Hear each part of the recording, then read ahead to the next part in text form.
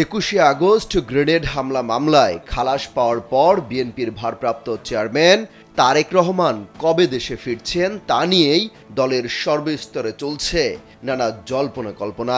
দলটির নেতাকর্মীরা সামাজিক যোগাযোগ মাধ্যমে লিডার আসছে এই ধরনের প্রচার চালাচ্ছেন।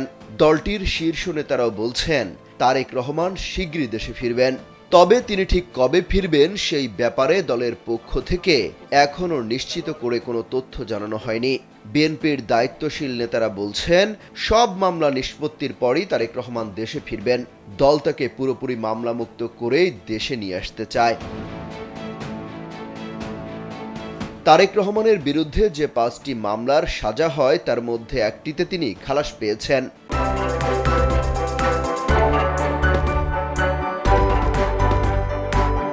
বাকি 4টি মামলা বিচারাধীন। দ্রুত সময়ে এসব মামলায় খালাস পেলে আগামী জানুয়ারি-ফেব্রুয়ারি নাগাদ তিনি দেশে ফিরতে পারেন বলে বিএনপিতে আলোচনা রয়েছে। তবে তার দেশে ফেরার ইস্যুটি আইনি প্রক্রিয়ার পাশাপাশি রাজনৈতিক বিষয় বলেও দলটির নীতি নির্ধারণী পর্যায়ে কথা বলে জানা গেছে।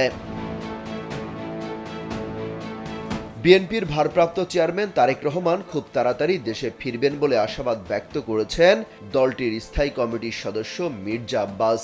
তিনি বলেন, তারেক রহমান আমাদের মধ্যে সহি সালামতে ফিরে আসবেন খুব তাড়াতাড়ি। এজন্য আল্লাহ তাআলা তাকে সুস্থ করেছেন, সুস্থ রেখেছেন ও খালাস দিয়েছেন। তারেক রহমানের দেশে ফেরা নিয়ে গণমাধ্যমে কথা বলেন বিএনপির মহাসচিব মির্জা ফখরুল ইসলাম আলমগীরও। সেখানে তিনি বলেন, তারেক রহমানের বিরুদ্ধে কতগুলো মামলা আছে সেগুলো আদালতে আইনি প্রক্রিয়ার মধ্যে রয়েছে। এই মামলাগুলো নিষ্পত্তি হলেই তিনি দেশে ফিরবেন।